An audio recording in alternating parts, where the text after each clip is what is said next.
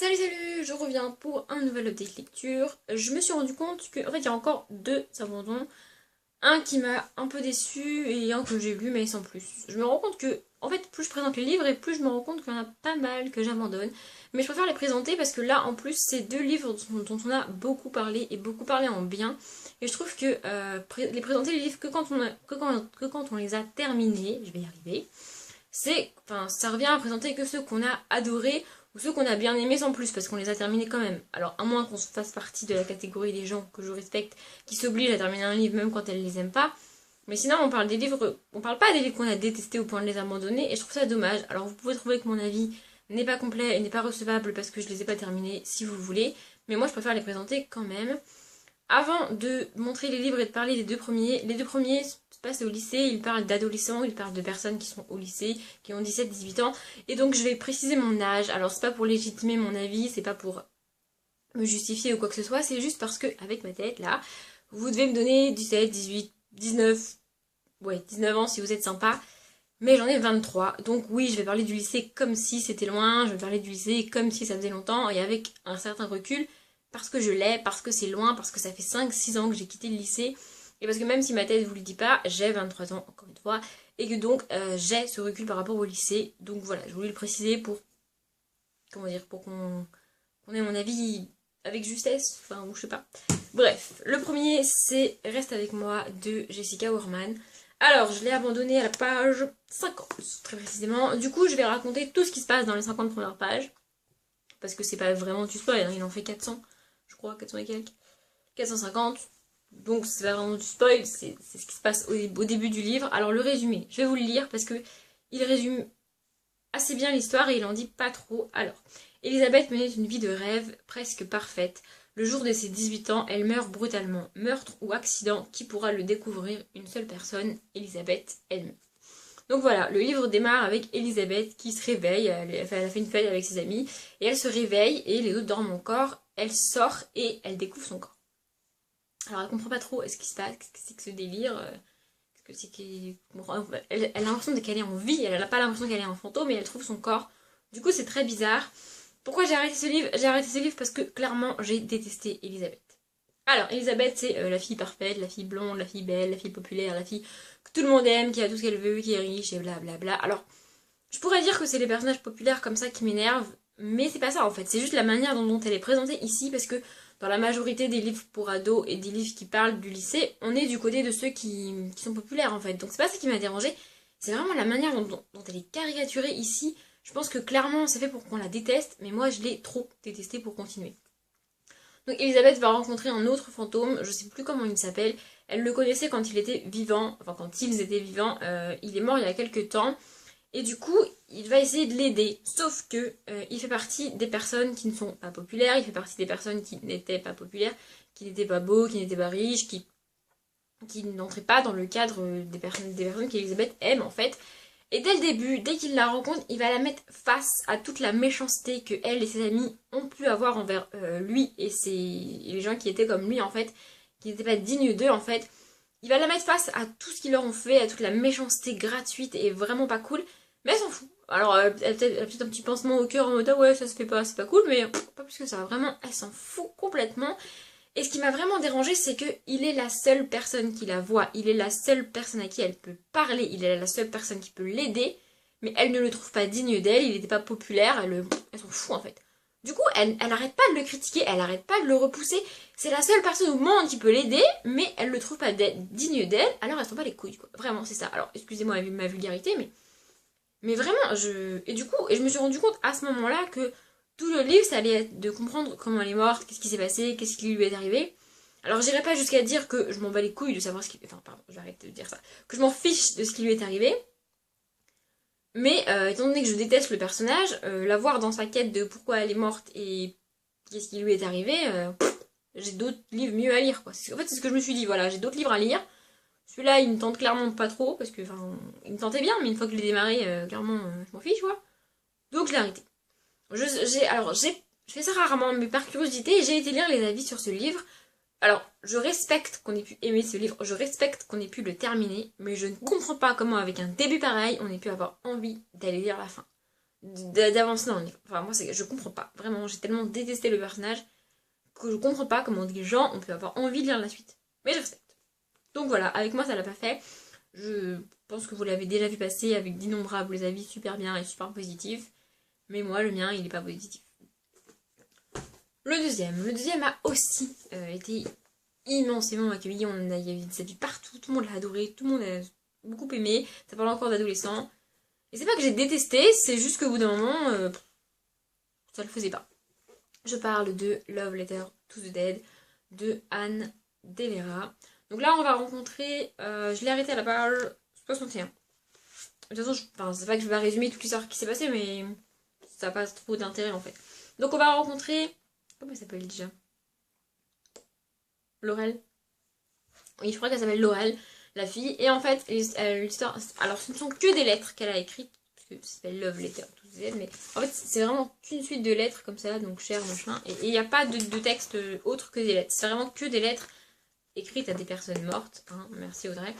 Et donc, en fait, ça démarre parce que son prof de littérature lui a demandé d'écrire une lettre à quelqu'un qui est mort. Un artiste connu qui est mort, évidemment, sinon c'est pas drôle.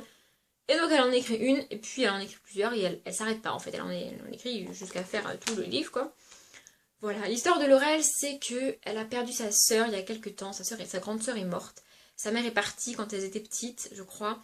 Et donc elle se retrouve avec son père, et c'est bizarre. C'est-à-dire que c'est une ambiance assez triste quand même. Et donc voilà, donc elle rentre au lycée, elle est en seconde, et elle va faire ce que j'aime pas qu'on fasse, mais ce que je comprends qu'on fasse parce que je l'ai fait. Elle va essayer de devenir la personne qu'elle croit que les autres vont pouvoir aimer, au lieu d'essayer d'être elle-même et de se faire accepter comme ça. Je sais pas si je suis très claire, mais en gros, elle va modifier ce qu'elle veut faire, ce qu'elle fait, comment elle s'habille, comment elle est, comment elle se comporte pour plaire aux autres. Beaucoup d'ados font ça. C'est pas ça qui m'a dérangée, vraiment. Voilà, elle va modifier son comportement, sauf que là, ça part dans des extrêmes quand même. Elle fait des trucs, vraiment, c'est chaud quand même, hein. Mais bon, c'est pas ça qui m'a trop dérangée, c'est juste que plus j'avançais dans le livre, et je me suis rendu compte que je ne m'attachais pas au personnage. Alors oui, c'est triste, elle a perdu sa sœur. Je me suis aussi rendu compte que ça pourrait m'arriver un jour, puisque j'ai deux sœurs, donc un jour, des probabilités pour que ça m'arrive. Donc vraiment, c'est pas ça qui m'a dérangée, enfin je veux dire, j'étais avec elle, ça me touchait l'histoire et ça m'a intriguée. Mais je me suis pas identifiée au personnage, elle m'a pas plus que ça donné envie de lire son histoire. Même si l'histoire en elle-même m'intéressait. En fait, ça, l'histoire m'intéressait, mais le personnage, pas trop. Et à un moment donné, donc la famille de Laurel est très bizarre. Elle est en garde alternée un peu entre son père et sa tante, qui est la sœur de sa mère. Et je me suis arrêtée à un passage où elle raconte que sa tante lui parle de Jésus et blablabla. Et sa tante, elle est limite dans une secte en fait. Et puis je saurais pas l'expliquer, mais quand je suis arrivée à ce passage-là, je me suis dit, ok, que stop, ça part trop loin là. En fait, voilà, j'avais pas trop le personnage et l'histoire commençait pour moi à partir dans un endroit où j'avais pas envie d'aller. Du coup, je me suis dit tant pis. Alors, j'ai peut-être abandonné un peu facilement celui-là. J'aurais peut-être pu un petit peu plus continuer. Mais ça l'a pas fait. J'ai pas détesté le personnage, j'ai pas détesté l'histoire. J'ai juste pas accepté en fait. J'ai juste pas adhéré à l'histoire. Probablement que c'est dommage et probablement que tous ceux qui l'ont aimé me diraient que c'est dommage. Mais j'ai pas pu. Enfin, j'ai pas voulu en fait. Bon, on va arrêter avec les livres que j'ai abandonnés et les livres que j'ai pas aimés. Le suivant m'a fait sortir de ma zone de confort et c'était pas si mal que ça. Je parle de Les Morsures de l'ombre de Karine Jebel. Alors je me suis rendu quand je l'avais déjà commencé quand la vidéo de Margot est sortie pour le challenge Cool Winter parce qu'il se passe en hiver. Mais je l'avais déjà commencé, du coup bah tant pis. Il comptera pas pour le challenge. Donc c'est l'histoire d'un jeune flic, je sais plus comment il s'appelle, d'une trentaine d'années qui se fait enlever par une femme. Voilà, elle va le séquestrer dans sa cave. Ça démarre direct, hein. Je sais plus ce que dit le résumé. Mais en gros c'est ça. Et donc on va... En fait, d'entrée ça m'a rappelé Misery. Donc en plus je viens de voir qu'un roman glaçant qui ferait passer le Misery de Stephen King pour un roman d'ado. Donc Stephen King est cité par les critiques. Misery, c'est le seul livre de Stephen King que j'ai lu et c'est le seul à peu près thriller que j'ai lu jusqu'ici. Et j'ai pas... Enfin, c'est pas que j'ai pas aimé, c'est juste que après ma lecture de Misery, j'ai pas compris tout l'engouement qu'il y avait autour de Stephen King et autour des livres de Stephen King. À ce jour, j'ai pas eu envie de lire d'autres livres. de Stephen King. Enfin, je voudrais en lire un autre, mais ça c'est pas encore fait, c'est tout. Parce que je sais pas lequel lire en fait.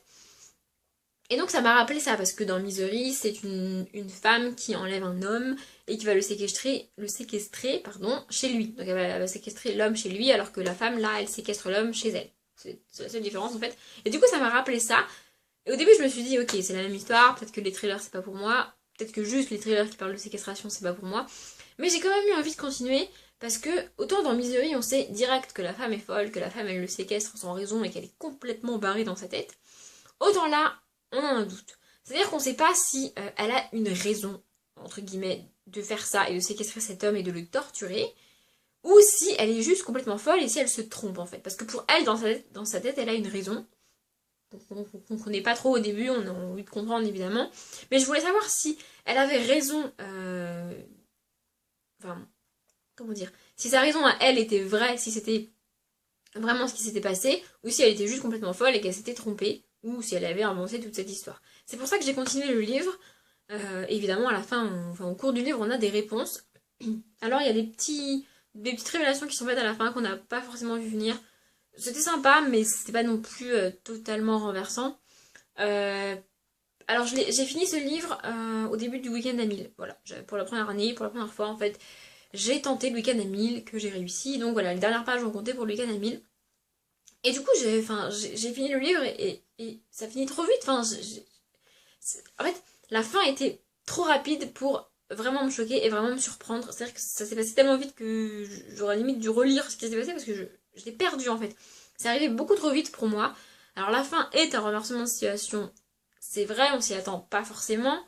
Mais ça allait beaucoup trop vite en fait. Et c'est dommage. Si ça avait été moins vite, ça aurait été encore plus choquant, je pense. Je voulais lire un Karen Duel parce que je l'ai découvert dans 13 à table, le livre de Resto du Cœur. D'ailleurs, celui de 2017, je crois, est sorti il y a pas très longtemps.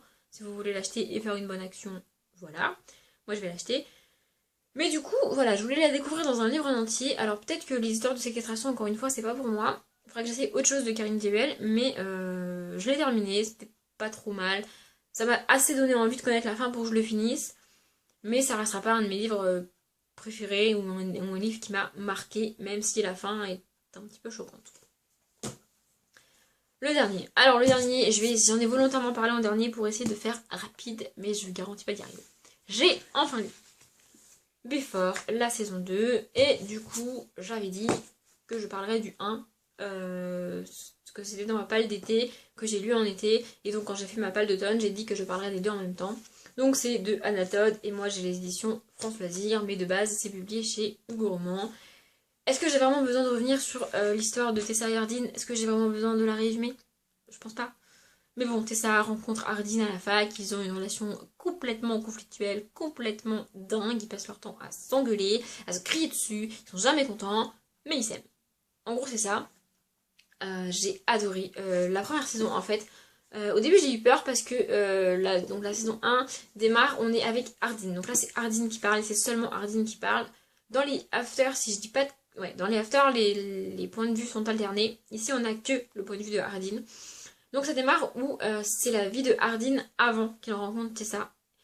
Et je me suis dit, aïe aïe aïe, si les deux tomes c'est la vie de Hardin avant qu'il rencontre Tessa, ça va pas le faire parce que moi ce que j'aime c'est leur relation, justement. Donc du coup si elle est pas là, ça me saoule en fait. Et en fait non, très vite ça avance.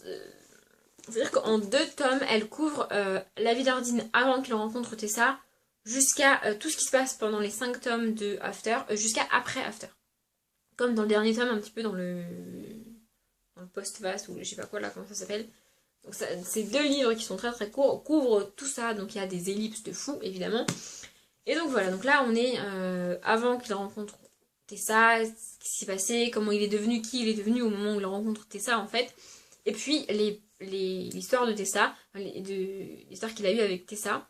Donc il y a des scènes qu'on a déjà vues, notamment dans celui-là. Dans celui-là c'est sûr, dans celui-là peut-être pas. Qu'on a déjà vu mais qu'on a vu du point de vue de Tessa. Et que là on voit du point de vue d'Hardin. Et j'ai vraiment adoré ça parce que je rêve d'un roman où limite on a 2 fois la même scène à chaque fois. Mais vu d'un personnage puis d'un autre, d'un personnage puis d'un autre. Alors c'est peut-être redondant. Ou alors il faudra trouver un système pour qu'on ait les 2 avis à chaque fois sur un même moment. Parce que je sais pas pourquoi, j'ai envie d'avoir un livre comme ça. J'en ai limite marre d'avoir qu'un seul avis. Je voudrais savoir exactement ce que pensent les 2 personnages au même moment. Vraiment. Bon, je posais celui-là. Et donc dans celui-là, donc je l'ai repris pour le week-end à 1000 parce qu'il fait 280 pages et je savais qu'il serait plié très très rapidement et comme pour le week-end à 1000 il faut lire beaucoup de pages et très vite, c'était super. Donc voilà. Alors j'ai été à fond pendant les trois quarts du roman et en fait la dernière partie ça revient sur d'autres personnages qui parlent en fait. C'est d'autres personnages qui nous racontent ce qui leur arrive et ce qui se passe pour eux après. Je suis en train de chercher un nom de personnage. Mais du coup, voilà. Donc là, c'est Smith. Si vous n'avez pas lu l'after, vous savez pas qui est Smith. Mais à la fois, j'aimais bien connaître ce qui était arrivé aux autres personnages qui tournent autour de Tessa et Ardyn. Mais en même temps, je me suis dit, en fait, j'avais l'impression de m'être fait avoir parce que toutes les pages qui restaient, c'était plus sur Tessa et Ardyn. Et dans ma tête, moi, enfin, je m'attendais à ce que ce soit sur eux. Du coup, j'avais l'impression de m'être fait voler des pages. Je sais pas si vous comprenez ce que je dis. Mais bon, Tessa et Erdine, ça reste After, ça reste une saga que j'adore et que je peux que recommander. Alors oui, c'est long, oui, c'est chiant, oui, ça tourne en rond, oui, on a l'impression que c'est toujours la même chose. Mais c'est pas grave, il faut au moins l'essayer. Je lisais cette saga en écoutant Light a Fire de Rachel Taylor. Je crois que c'est ça, si je dis pas de conneries. Mais normalement, c'est ça. Voilà, je suis très triste qu'elle soit terminée. Je vais évidemment lire les Between, il faut que je me les achète. Évidemment. Donc les Between, c'est le spin-off qui est fait sur London. London, c'est le meilleur ami de Tessa dans les After. Voilà, voilà. Donc Anatole a écrit il n'y a pas très très longtemps qu'il faudrait que je lise. Mais voilà. Et juste, je sais que je l'ai déjà dit, mais je le répète, si vous voulez lire les After, si vous voulez essayer les After, il faut les lire le plus rapidement possible. Il faut pas se dire, ah ok, je me prends une semaine, je me livre, je vais le lire en une semaine, c'est à peu près, ou même 2 semaines. Non, il faut le lire en 2-3 jours maximum. Alors oui, c'est une épreuve. Et oui, il faut faire que lire parce que c'est des livres énormes. Mais je pense que plus on les lit rapidement et plus on les apprécie vraiment, vraiment. Bon, j'ai réussi à pas trop en parler, du coup je vais m'arrêter maintenant tout de suite. Sinon, je vais encore blablater pendant très longtemps sur Tessa Ardyn, Anatole, After, tout ça. Je vais, comme d'habitude, vous souhaiter une bonne journée, une bonne après-midi, un bon appétit, une bonne soirée, une bonne nuit, tout ce que vous voulez, tout ce que vous êtes en train de faire. Et moi, je vous dis à bientôt.